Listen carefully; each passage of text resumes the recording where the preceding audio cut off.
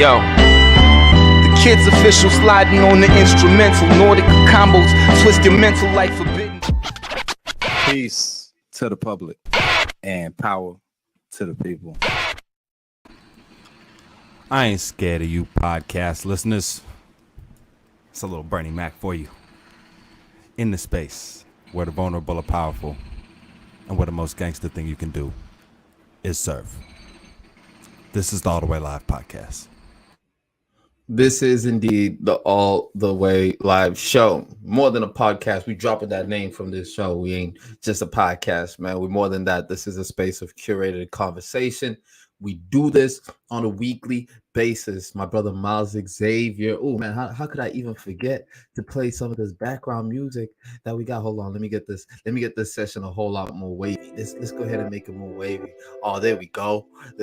Just like that. Hey guys, this is your boy Swear coming in from the All the Way Live show with my brother Miles Xavier. This is a space of carefully curated conversation for your cranium. We take impact, we take art, we take information, and we mash it all together every single week for specialized viewing, all for the purpose of one thing and one thing mainly, and that is to be a place of positive energy. We really do cultivate the best of ourselves and bring that energy over here with our producer Miles and I, and we do it so that, man, people can come through, drink a bit of this energy, drink a bit of this information, take in some of this art, and then be able to go about their week, because we know that depression is at an all-time high. We know suicide is at an all-time high. Rest in peace to Jack Knight. We know that loneliness is at an all-time high too. And so what we bring to you on this show is a space that is an escape from that, and we do it on a weekly basis. That's right. My week cannot go on, continue, and nothing without this show. So I appreciate you being in conversation with us, Brother Zway. I appreciate y'all out there. Y'all already know Exeter is in the building by way of Johannesburg. That's my brother and Hassan holding it down for that side. And on this side, this podcast is recorded on stolen land, right? This land here in Chicago was cared for by the Potawatomi people, the Council of the Three Fires, and the violence done to remove them from this land is inseparable from the violence that we see in this city today, this country today, in this world today. Never more important than this week even to have this land acknowledgement as we get into some issues related to this land, related to climate change, related to the way that we treat the world. And so it's important to be thinking about how we treat the world, and I hope the world is treating y'all all right. That's how we end the intro every week, by lifting up love for indigenous people the world over, by lifting up love for black and brown people the world over. Let's get into the show. Yeah, I get that, but is we live though? Is we like all the way live though? You heard? Still very much up in this thing, man. The space where impact and art meet. Shout out to my brother Chilla, who's in the comment section. This show is continuously growing. Miles Xavier, right now you sound like you are in the middle of a construction site. Yeah, you know, we building over here, right? It's a metaphor. You feel me? Nah, we got construction going on in the background. Hey man, sometimes you can't help what's going on around you in the environment. Nevertheless, we come here to carefully curate this content for y'all. Please excuse the background noise, but I am taking it as that we building. So part of the building is building the community that makes up the Live House family, man. We highlight people that are doing impact. We highlight people that are doing art. Last week, we brought you the Goody Room, the fellas at the Goody Room. The week before that, we've been highlighting all sorts of folks who are deep within the community and within the art space. Miles is an esteemed activist and community organizer out of the South Side of Chicago. I myself am the same, a community organizer and an activist, and we dedicate our lives to making an impact in the societies that circle us. We run a foundation. We're constantly giving our laptops to kids. Shout out to Chilo, who's also leading us in being able to deliver some new laptops to some kids going into South Africa. This week ain't no different, Miles. What are we doing? Who we highlighting? Man, this week we got to get into freedom and balance. Two tenets that I try to live by in my regular everyday life. So was very, positively delighted to find a collective that's taking that on as their mantra, their title, and really following through with what they're providing in terms of content. From what I can gather from what they've put out on socials, they're essentially a space for artists to come and collaborate. And what I really appreciate about this collective is there's like an emphasis on shared knowledge and shared learning, right? So workshops being put on by the same artists that might be attending workshops being put on by other artists, and just that exchange of knowledge is what I found really dope about what they got going on. What did you think when you checked them out? I think it very much speaks towards what we care most about, right? Which is new ways that we can discuss impact, new ways that we can form community. One of the cool things that we saw was the cards that they had created. They created a game out of cards, which is actually really fun and very engaging, and asks all sorts of like really cool questions that allow for you to really think deeply past like just the normal things you would speak about in a game setting. Things like, if you had to speak to your 18-year-old self or to your younger self, what's something that you would give to them? What's something you would say to them? Shout out to our producer for also highlighting some of the events that they host together. So very much in line, young, black, artistic, talented, fly, and keeping at the forefront of it, impact. What's not to love? No doubt, man, no doubt. And as I look at, everything that they've been able to put together in terms of gathering spaces and convenings, I'm really excited and encouraged by it. I've been trying to put some intention around going out in ways that don't have so much to do with food and drinking because I'm broke, y'all. All right, so I ain't trying to spend no money on food and drinks. I'm trying to go out and have a good time without that stuff. But in all seriousness, just also for like the sake of diversity of experience, and just surrounding myself with people that like just a diverse group of people that have interests, outside of going out to get faded and going out to spend a lot of money just to eat. Not that those things ain't cool, but like I said, diversity of experience. Speaking about going out, this week I had the pleasure of being able to spend a few days with our producer in his city in London. We really had a very good time being able to check out a whole host of different underground scenes and spaces where young creatives are congregating. And I really do get so encouraged when I'm seeing just how much young people are taking in control what they want their spaces to be able to reflect and who they want to be able to highlight, instead of us now waiting like, man, I wish there was a space for this. It seems to me like a lot more people are being like, man, I wish there was a space for this. Let's create it. And it looks like that's what these guys are doing. So next time we're in London, there might be a dread-headed gent and a low taper faded gent coming over to one of these freedom and balance sessions. We support y'all. We salute y'all. Yeah, that's fire. I hope that I get a chance to make my way over there to experience that as well.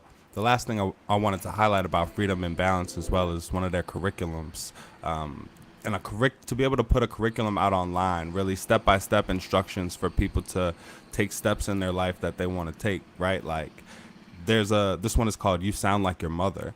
And it's a deeper look into where family ends and where you begin. And it kind of like guides you through YouTube videos and these really dope visuals on like prompts to start conversations with family members and loved ones. And so just the ways that information and means of education are being communicated now are really, really fire, right? Like I've thought about spending more time writing, and it's been in the form of like articles or op-eds. But imagine you and I sitting together and writing a curriculum for, black men to discuss gender-based violence, or to discuss what it's like to date in today's day and age, or like even climate change or drugs, some of the things we're going to discuss on today's podcast, right? Like my wheels are definitely, my gears is turning looking at what Freedom and Balance is doing. So shout out to them again. Shout out to them. And if we did have to write a curriculum, it would be about the modern dating experience, to which the title would be called It's Wild Out Here. It's Wild Out Here. That is the title of that curriculum. It's wild out here, how to stay sane amidst the crazy. Big facts, big facts. It's wild out here. Parentheses, for real, for real. Coming soon. Coming soon. Coming soon. Definitely, man. Hey, as always, we like to remind you guys that there's no such thing as a minimum as a minimum contribution required for impact and helping people doesn't have a threshold where it starts to count. Even the smallest things, $1, half a dollar, all goes towards something good, man. So much like we highlighted freedom and balance, much like we keep highlighting on this show, is showing people who are taking what they have to make an impact in the ways that they can. And we encourage you guys to do the same thing. And one of the places that you can do that is the Mandula Foundation website. Join us as we are giving away laptops, like we said. So if you have an extra laptop to be able to give out and are based within the US, the UK, or South Africa, please do reach out to us. If you have extra devices, we getting these kids the tools that they need to be the best versions of themselves, and you too can feel some of this endless gratitude and fulfillment that we feel doing this work. Well said. Let's keep it pushing.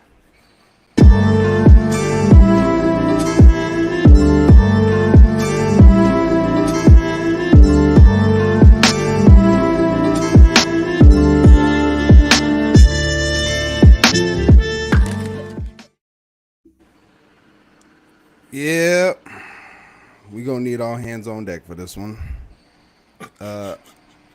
This affects you because it's hot. It's been hot here, over 100, multiple days this summer. I know it's been hot there. I know y'all saw the beads of sweat, YouTube audience, trickling down my brother forehead a couple weeks back as as the UK experienced their heat wave. And the reality of it being hot has led us to the question of climate change. Mainly the question of how is this still a question? And how worried should we be? And what we gonna do? Zway. Run now, fast, run is what we're gonna do. But you're absolutely right in the sense that there has been record temperatures that have been going through. So if you've been in the US and you've been in the UK, like my brother said, you saw the last episode. It was so hot, my glasses were sweating, man. It was one of those times. So over the last 2 weeks, what we've been seeing across those places has been a huge flash of heat that has been coming through. Undoubtedly, this heat is connected to the growing climate change crisis. So we did decide to do what we always do on this show, which is to do some research, unpack the history of climate change, unpack where we are right now, the realities of it. It's always interesting when we do these types of show, Miles, because sometimes we encounter topics and conversations that are being had ad nauseum, like climate change, but still being able to find some pretty cool, interesting things about it. And I think one of the things that people get conflicted about, myself included, is about how it impacts us right now, what actually can be done, and some of the misinformation around it. So when we talk about how it impacts us right now, being in the UK, it was hot as hell. It was hot as hell, and you could feel it, And I know the same thing was in the US. I'm pretty interested in what you were able to find out on your research journey on this topic. Yeah, so as I looked through the facts of climate change and through the recent examples and different circumstances which seem to provide us like very tangible evidence of climate change, I tried to ground myself in remembering that when I first heard it, like, of climate change, right? I heard it through school science class, right? I remember it was like definitely like some Bill Nye videos, and my science teacher that were legitimately explaining that because of the way that humans interact with the world, we produce waste, and that waste changes the climate, right? So because it was presented to me in a scientific way, I don't ever remember questioning it, right? and I don't ever remember feeling like it was something that was questioned as scientific fact until my political awareness was raised, right? So, as I'm thinking about what I uncovered, as I'm thinking about the heat waves that are happening in London, right? As I'm thinking about all over the globe, crop shortages and power outages and wildfires and literally like plane runway tarmacs melting. I'm seeing this very much as evidence of this thing, and I'm trying to ground myself in that other people's experience might not have been that. Like, how would I be processing all of this if my parents or some other adult I respected introduced the idea of climate change to me as a hoax?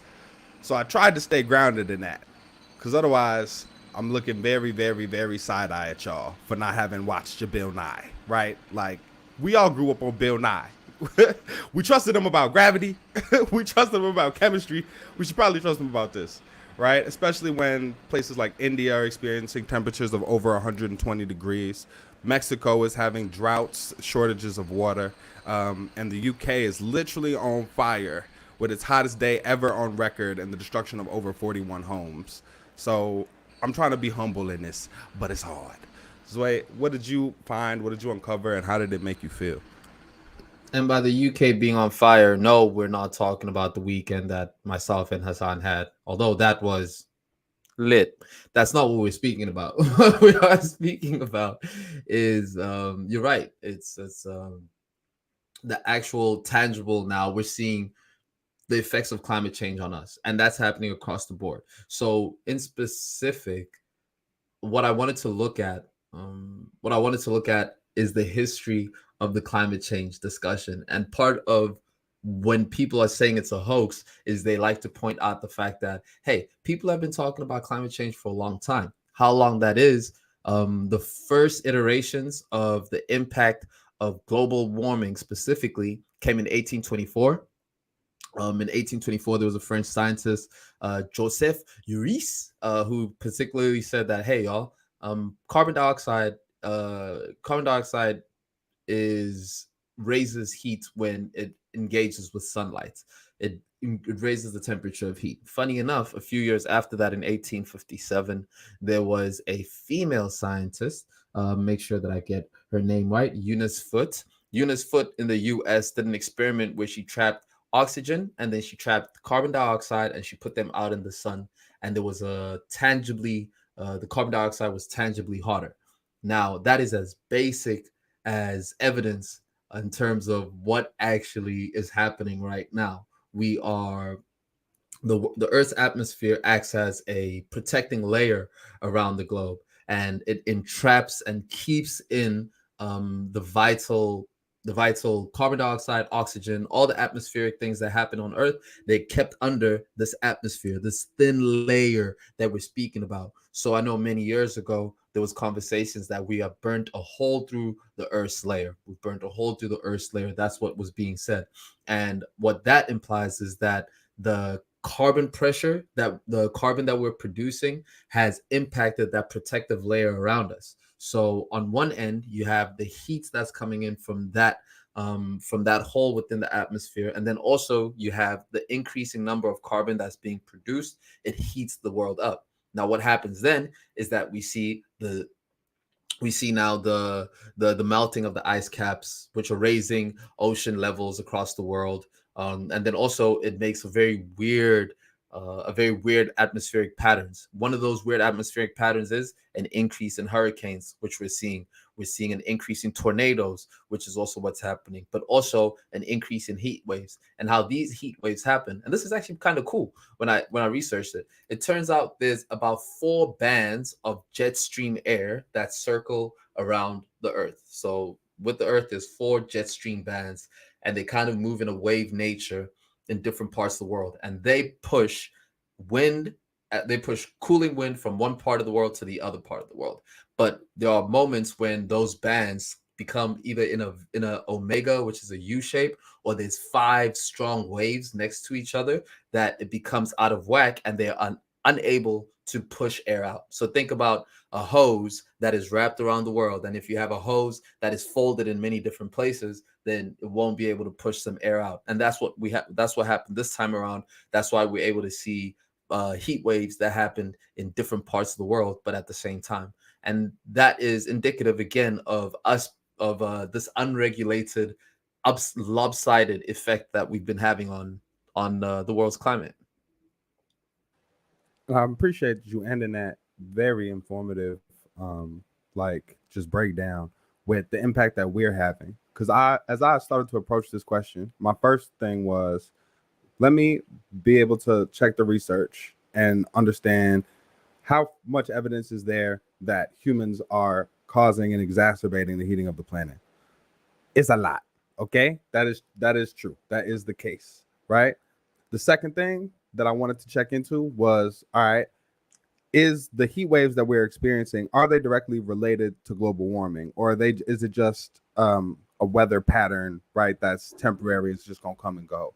And the research that I did also was able to establish that because of global warming that we're actively contributing to, it is increasing the baseline temperature, which makes it more likely that we'll continue to experience heat waves that are more extreme and more frequent, right? So at the heart of it, I wanted to be like, can I say for sure, can I know and then get on the show and say, right, like we are causing global warming and global warming is causing these heat waves that we're experiencing? And the answer is for sure, yes, right? And so once I kind of had that in mind, I was like, let me see what Fox and them talking about, because what is their, take? What is their response to this, right? Are they? And I put it on YouTube. And now if you look up critical race theory, or if you look up gun control and Fox News on YouTube, you're going to get a whole bunch of results, right? I looked up heat waves, Fox on YouTube. I got one result, right? And the video was hard for me to watch, having done all the research that I did. But it was mostly saying that because people feeling hotter, it was crazy. Like, I encourage y'all to go watch it. It was saying that just because it's hot outside and people feel hot, that it's just a feeling and not a fact, right? For real. That was their approach. They were saying people are saying they're feeling hot, but that's just a feeling and not a fact, right? Ignoring the fact that we can measure temperatures, ignoring the fact that we can look at what global records have been set in different countries and how they those records are toppled by what we're currently experiencing.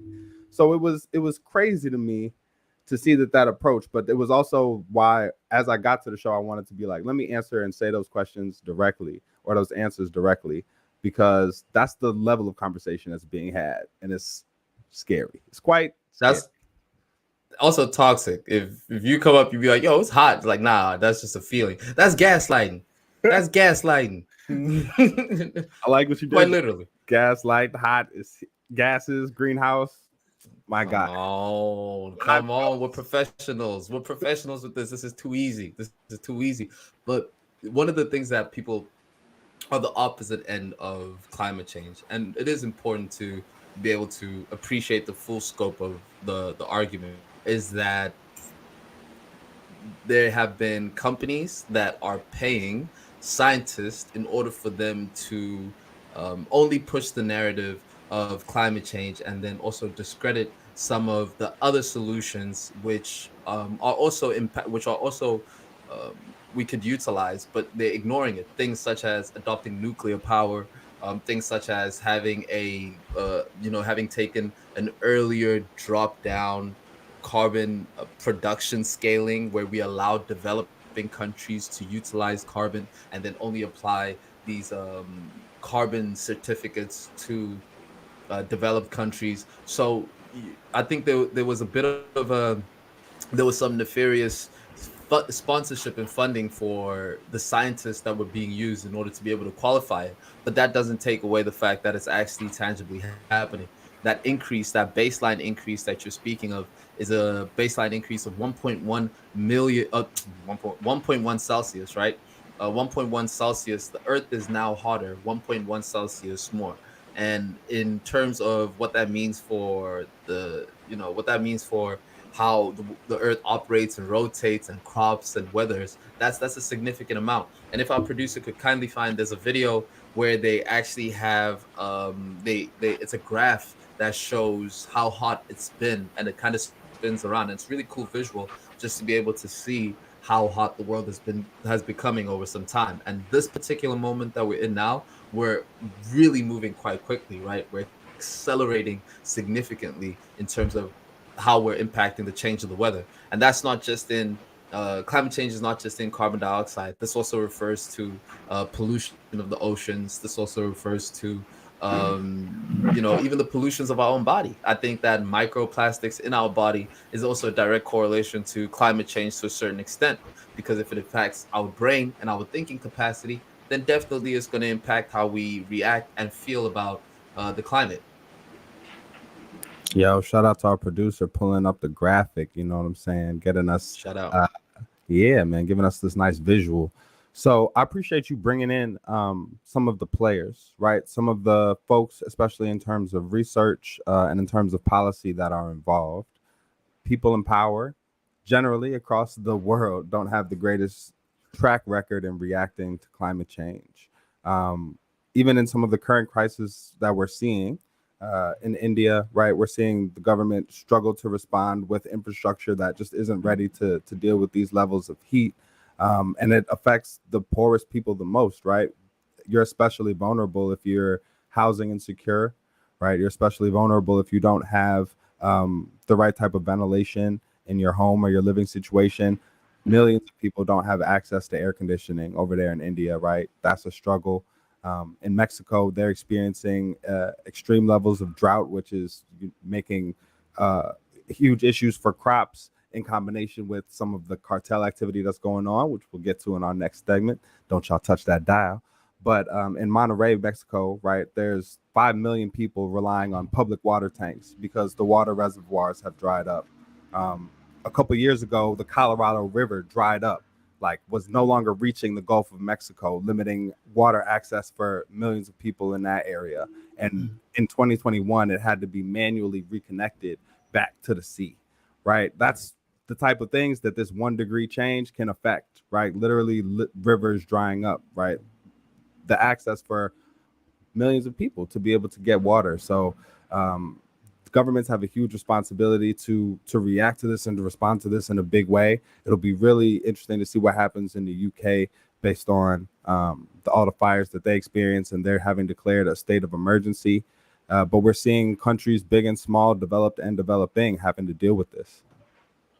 What confuses this whole thing, bro, honestly, is the fact that it's really hard to understand what we can do from an individual level towards the solution, especially when you realize such things that being able to sort plastic out, or doing garbage separation for recycling also is not the most efficient way of being able to separate garbage, because when you throw plastics all in the same plastic box, what ends up happening is that they don't make a distinction between the type of plastics that they have in there, and now are taking in a whole host of different types of plastics, when in fact, when it is being generalized and they're able to split it either by maybe it's a bottle type, or maybe it's color type, or whatever the case is, then the destruction process of it is a lot more clean. So there's a lot of confusion around what we can do as individuals. The fact is,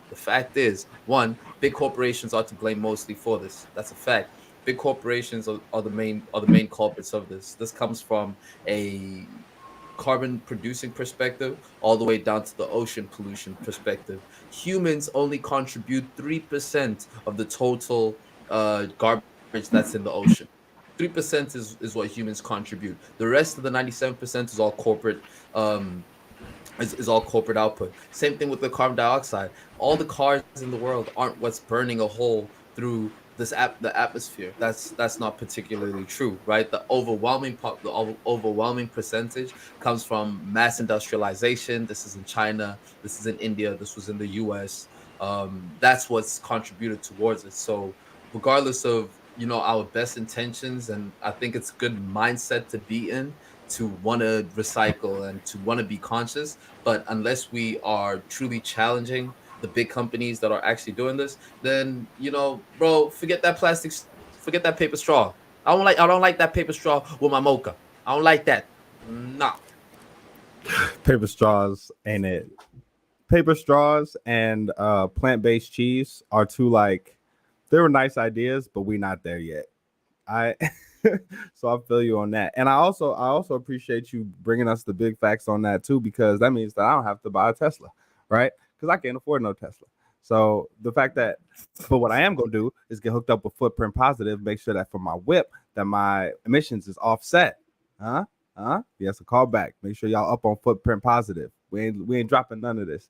But though I don't have to buy a Tesla, though it's important to contextualize the the effect that people have versus the effect that corporations have on climate change. I appreciate you bringing us the action steps, right? That's why it's important to consider larger policy-based solutions to approach this global harm from a structural level. So social protections, like what I was just illustrating when I was talking about countries all over the world having to deal with this and vulnerable populations being those that are most impoverished. One thing that we could do to adapt and to navigate our current reality, because we've been passing these deadlines, right?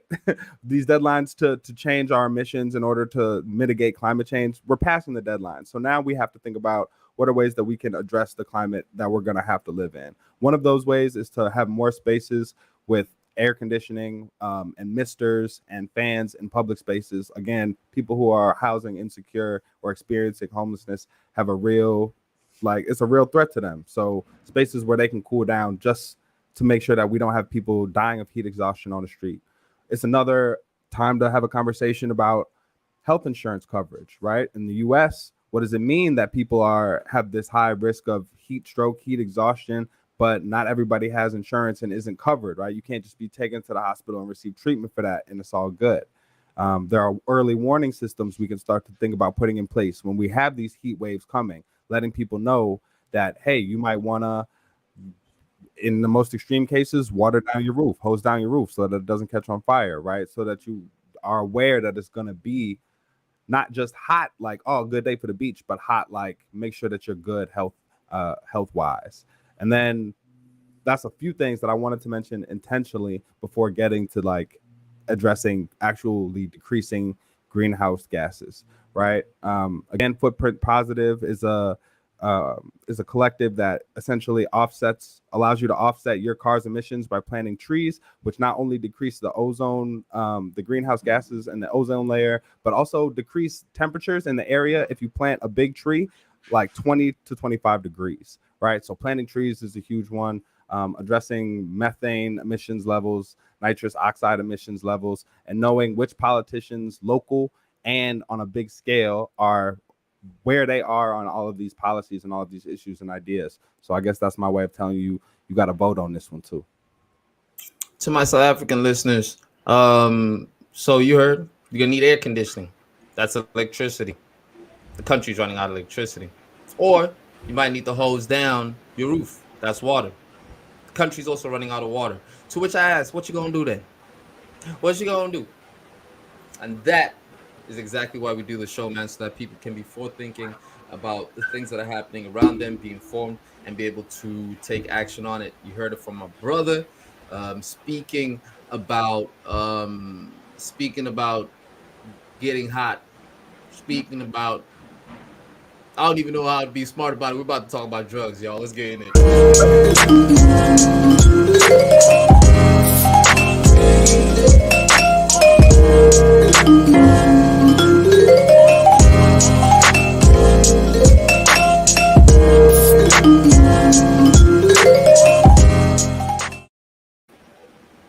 Possibly the most fun research that I've had to do in a long time.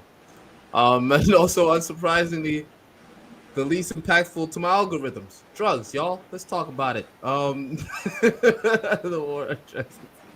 Yo, man, we have so much fun putting this show together. We sit down and we really look at all the things that are happening in the world, and we try and find things that are super relevant, exciting. And this is one of those topics again. Although we laugh about it, it's actually quite serious, y'all. This is quite serious because right now we're in a new age of drugs. We're in a very new age of drugs. We've come from we've spoken about what like this post-COVID society, but before even COVID started hitting, there was a percolating drug issue that was taking over the U.S. You know, these kids were falling out of their seats off of tainted drug substances. Come on, man. You know, You said out of their seats, and I just immediately pictured a classroom, like like it's just falling out in math class. Like, the drugs got me. it's not that far from the truth. It's not that far from what's happening, right? And the fact is that children are getting younger. The children that are using drugs are getting younger, and the number of deaths that are happening from drugs are increasing at a significant rate. It is happening almost across the world. One of the craziest things I found about this is that drug production is hitting record numbers these last 2 years. Cocaine, cannabis, fentanyl, heroin, you name it. I think they might have been bringing back Quaaludes, bro. It's wild out here. Bringing back Quaaludes is hilarious. So the plugs Put is that on a t-shirt. bring back Quaaludes. Yes, make Quaaludes great again. All the way live merch coming soon for sure. But yeah, man. So I appreciate that illustrious introduction that you just gave us. Because it is a topic that, again, I like. As you mentioned earlier in the show, we find these interesting angles to take on topics. And now, post-pandemic, in the midst of the opioid crisis, and in this space where drug production is ramping up and drug producers are increasingly powerful and influential, it just seemed like a good time to take a look at the landscape. And there's a saying, right? You got to know when to hold them, and you got to know when to fold them. And I think the cherry on top that brought this to our attention this week was the UK and their increasingly what's the word I'm looking for? It's not punishing. It's dang, what's the word I'm looking for? Scrutinized. No, it's like when you're trying to like discipline over penalize, I guess. They're increasing the penalties for drug possession at a time where, if we don't know anything else about the war on drugs, we know that we're losing it. Right. So to double down on these penalties seemed a little bit backwards. And I think, like I said, was a catalyst for us to really look at what's going on across the landscape. There's been an increase in drug use, at least in the United States, over the pandemic: alcohol, marijuana, and opioids. But there's also been the legalization of cannabis, which has led to increased cannabis use across not only the states where it's legal, but across the United States. And so as you dove into this, as you thought about your own past relationship with any of these substances, right? Alcohol, caffeine, nicotine, cannabis, what did you uncover? And again, I'm asking you, how did it make you feel? How does it make me feel when I take drugs? I mean, that's what you were saying, right? You said that this week's research was fun, that it didn't require a lot of reading. I thought that's what you was going to give us. No, I did not take drugs to prepare for this show. No, at least none of the ones that are on this table for sure. At least definitely not the ones pictured. I'll tell you that much.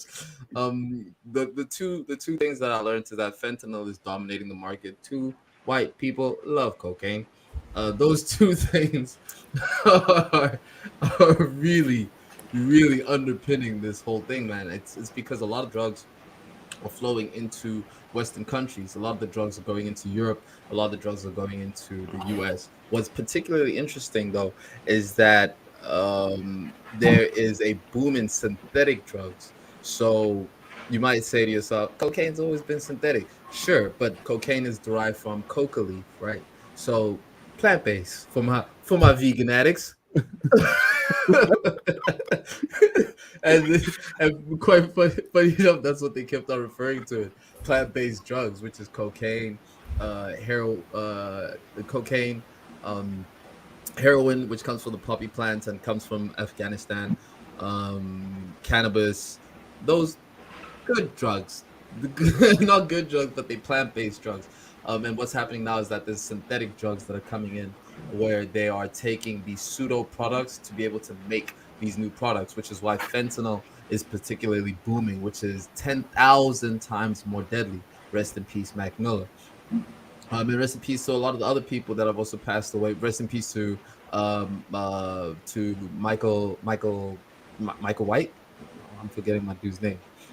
Mm-hmm. Rest in peace to him too, right? Where fentanyl was found. So there is an increase in how potent these drugs are. And the reason why fentanyl is blowing up is because it is a cheap substitute for those highs. So instead of the process of cocaine where you have to chop it, you have to chop it, cook it, like Cat Williams said, I don't know the ingredients to it. However, you have to do something to it for it to come out. And now you need a fraction of that in order to be able to make drugs utilizing substitutes such as fentanyl.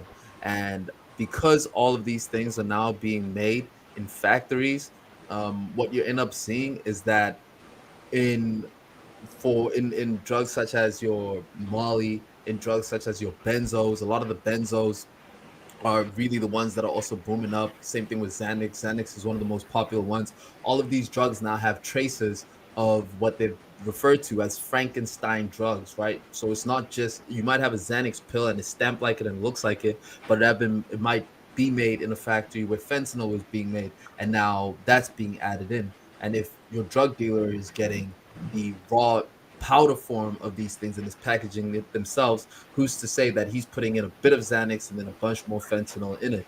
And that's what I found, man. And it really makes for a very scary reality. Yeah, it sounds to me like what you're saying is that it's becoming less safe. Not that doing drugs was ever the safest thing in the world, but becoming less safe for the average user. And if we're approaching this issue, and not everyone does, as a public health issue, as an issue where people who are addicted to drugs need medical services rather than to be criminalized, then I think it really makes us take a look at who benefits and who loses in this drug game. I think that's always been core to this conversation, right? My mind can't help but stray back to the U.S. relationship, bringing in drugs and ushering in the crack cocaine epidemic, right, through the government, and through Black communities. There's winners and losers in this, and so I think there's a really interesting conversation to get into in terms of the cartels. But I also think, from a safety perspective, it's really interesting to start thinking about what does it mean to create an environment where those who are users of drugs can be safe and can be, and because we've seen that criminalizing them does not work. It's too expensive. It ruins lives. It ruins families, and it doesn't decrease the number of people using drugs. So in a bit, I think I'm interested to hear what we can do and what are some of the solutions you found that seem promising. There's, for my younger audience, and this is where it becomes quite particular, right? Is because part of the growing up experience is experimenting. And although I'm not advocating for it, I am appreciating that it's the reality of coming up, is that you want to find yourself, you experiment with different things and different drugs. And there was a time where that was almost allowed for. There was a bit more leniency, especially within colleges, to be able to be like, the kids taking drugs. Granted, a lot of addiction comes up from there. There still was some room in terms of how much leeway they give you. But because these things are becoming increasingly more dangerous, it is quite terrifying. And I think that's what the main point of what we wanted to do with this show now is to be like, it's not taking drugs these days is not the same. So one thing that I would say is that and one of the more prescriptive forward thinking things to do is that if you are going to be taking drugs, get a drug test kit. And these days festivals are actually so progressive, is that they sell drug test kits there. And so you take whatever drug you have, you put it in the test kit, and then it will break it down for you and say it's got this much of this much of this much of this. And then from there you can make an informed decision by yourself on whether you want to be able to take it or not. But the days of just here's a pill, let me ingest it is something that personally scares me. I have younger brothers, that the young brothers in this world, right? You never know what type of circumstances they're going to get into, whether by intention or by accident. That's something that keep that really scary every time I hear these stories coming about. So it's crazy. One thing that's interesting though, because we love numbers over here. Uh, let's see if we can get some guesses. How much do you think the drug industry is worth? It definitely got to be on it. It for sure got to be on it. I know that. Let me see how many digits I think the B got on it. I'm thinking it gotta have three. It gotta have a 3-digit. Nah, world. Do it got a T on it? Ooh, it's either a 3-digit B or a T. I'm gonna throw 6. Nah, I'm gonna go with $1.1 trillion in the world global drug trade. Okay, so that is a very high estimate, but it's actually half of that. It's damn near half of that, or a third of that. It's $400 billion a year, which is what we're seeing, and that's a significant jump up from the $80 billion that it was not too many years ago, or the $40 billion industry it was when they captured Pablo Escobar back in his day. For comparison, construction, right? $80 billion industry a year. What? That's Just construction all over. They construction outside my house right now. I know it's got to be more than that.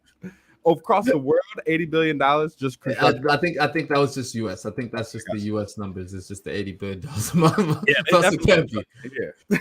But I bet you the man who's constructing outside is on drugs too. So you go ahead, you tell me which one is more valuable. Connecting the dots.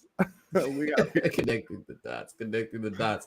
Yeah, man, it's quite a crazy time for that. One of the things that is busting right now is fake medical drugs, especially because drugs are so expensive in the US. You're now seeing there be these drugs that people need for their health, and they're buying it from these black market pharmacy producers.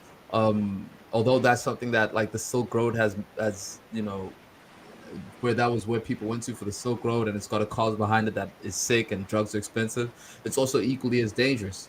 But it does look like very soon synthetic drugs will be the dominating drugs within this market, led by fentanyl, and that's around the world. China, South Africa, India. No matter where you're looking, fentanyl right now is Drake, bro. It's making hits everywhere. not fentanyl as world famous pop artist Drake. Yo, it's crazy though. I appreciate some of the realness you brought to the conversation in terms of the realities that young people are going to experiment, and the safety precautions that you can take in terms of test kits, on the prevention side.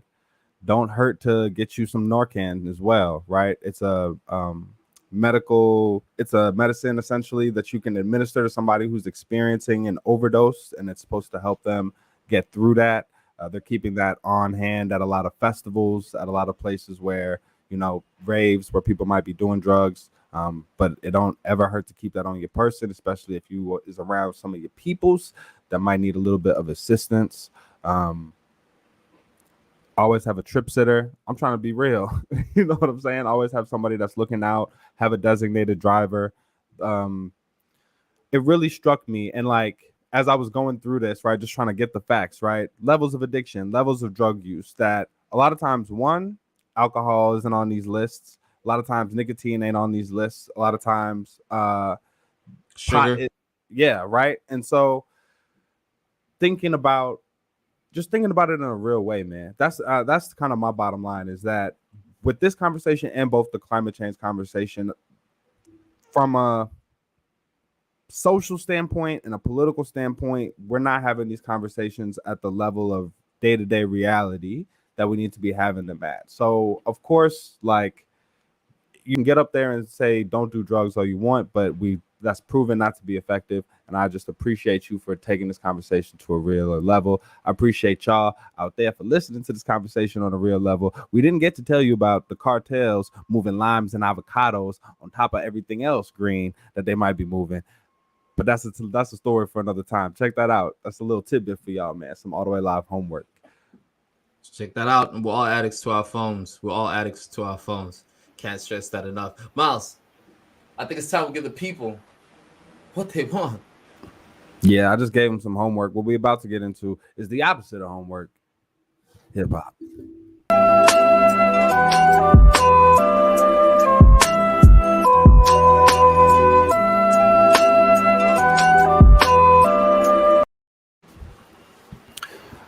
After the mixtape that we listened to for this show, for this installation of recommended and review, I have to say that I now officially identify as a mud baby. Quite, great show planning on our side for sure. Talk about drug addiction and then come in to praise Rich Off Pints 3 drug music for your average hip hop listener. And actually, man, I couldn't be more happy to come in today to talk about this. There's been so many albums that dropped. We had the new Joey Badass drop. We had a whole bunch of music that dropped. Mozzie, the new Mozzie dropped too. Man, I think we'll definitely get into that next week. But in making the decision of who we wanted to cover this week, it was simple. We said what has been our favorite listen so far, and it was Rich Off Pines 3 by Ice, where Vezo, this is the trilogy in his Rich Off Pines series. Rich Off Pines, the acclaimed Rich Off Pines 2, which came out last year, heavily featuring Future. You know, I'm done with y'all. Heavily featuring Future. 2021 is when the first Rich Off Pines came out. Then we had Rich Off Pines 2 come out the same year. Rich Off Pines 3 comes out 2 years after that, after the highly successful Rich Off Pines 2. One of our favorite albums that we had. What did you think, bro? The slap, right? Like, it's as simple as that. This for show slaps. But I like how he was bringing us in, going back to the whole like the mixtape thing and this being the third installation. It's hard to do this, right? It's hard to top a really good mixtape. I'm thinking of the Dirty Sprite series.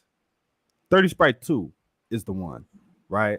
I think of the Drought series by Lil Wayne. Drought 3 is the one, right? The Dream Chasers series by Meek Mill, right? Dream Chasers 2 is the one. For you to have a mixtape series that's really like, that's your part of your brand, and to have not just the one, because Rich Off Pints 2 I thought was the one. So to hear Rich Off Pints 3, for him to follow it up with something so solid, I was like, there's a consistency there that's rare. So that got me excited to have a conversation about Ice Web Vezo. And the other part that got me excited to have this conversation was, as I was telling y'all off mic, sometimes it's really easy to tell y'all why I really love a Lupe project, or to tell y'all why somebody who's more emotional and lyrical like Boogie has given me something that I think has value and content that I can really chew on. But sometimes when it's just music that is for the streets and slaps, is on very familiar production and has very familiar content, sometimes it's actually harder to explain why I like this so much over some of the other very similar music that doesn't get as much shine. Zway, what is it about Ice Web Vezo that stands out? And what, if you had to put into like one statement which you appreciate about this project, what would it be? It's hard. It's really, really hard. What about it is hard, good sir? Say more. I like what you said on the point of, what it's being very difficult to describe what you like about an artist, and this is where we become hypocrites as enjoyers and commentators of hip hop. And connoisseurs of it, is that there's some artists we go, man, this person is doing too much of the same thing and they need to change it up. It's getting boring, which was what our producer said about the show. He's like, about this album, he's like, nah, man, it's like it sounds, every song sounds too much of the same. But off of Rich Off Pints too. That's what I loved about that album, is because it was so consistent. And I think in this particular album, he was able to bring in a bit of a variation into the sound, specifically from the little baby feature and him, off the beat, that okay, this is about to be a baby track because it's a baby type beat, and he's jumping into it. And I would think that would be the more commercial arm that he's going, the more commercial sound he's going for, but still keeps it good. This album doesn't descend into sugar water. It never does. It remains very true to the type of beats and sound and style that Detroit is known for right now. That's popping in Detroit. That I Swear Vezo is known for. So even off of the features, it's the usual suspects of the folks who are within the same space of super hard rappers: G Herbo, Baby, Key Glock, Baby Money, Lil Durk, and even Ants Beats, who we've seen shine through a few different albums. Also having one of my favorite songs on I Swear Veso's last album. So it really is music for it's that hard street hip hop bass music is what it is. Yes, sir. Definitely bumps in the whip.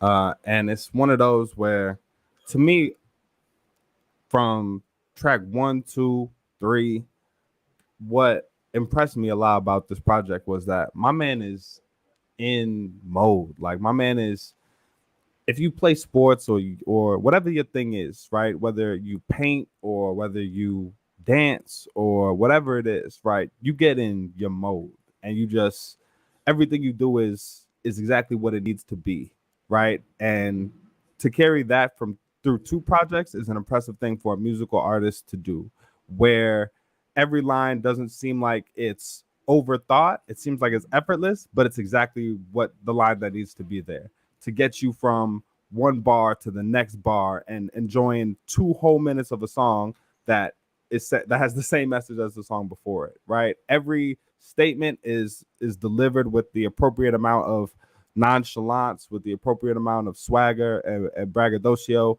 It's effortless, and I don't think you can put yourself in this mode as an artist. All you can do is ride the wave and capitalize on it. And the way that he's picked beats, to the ways that he's delivered bars, to even the way that he's put together hooks, which is something a lot of street artists really struggle with. He's really proven that he knows how to maximize this moment, and hats off to him for that. I'm gonna keep riding around listening to this for a good minute. F Block is one of my favorite intros that I've heard in a long time. I liked Whatever with Key Glock. Like you said, as soon as Know the Difference came on, I knew we was gonna hear Baby. I knew for sure. And to go toe to toe with the guy who's at the forefront of the mainstream in your lane of music, I think it's fire for I Swear to have been able to do. Chicago representation. I love the Durk feature. G Herbo sounded a little bit higher pitched than he typically does. It wasn't that. It seemed like he had a different engineer on the boards, but those are some of my highlights, man. For what it is, I'm down to give this. I almost want to see what we gave Rich Off Pints 2 and give it the exact same score, but it's feeling like a 4 out of 5 to me. For sure, man. And thank you for highlighting. Man, I love talking hip hop. It's to you, man, because you really did emphasize the skill that comes with being nonchalant, but picking the right beats, the right hooks. And this album does that seamlessly, man. Up the Skull, I think, is a great representation of that. The 6 is a great track. It's on the Flow is one of my favorites. Great to hear Key Glock as always. Know the Difference is dumb hard. F Block is a great introduction to it.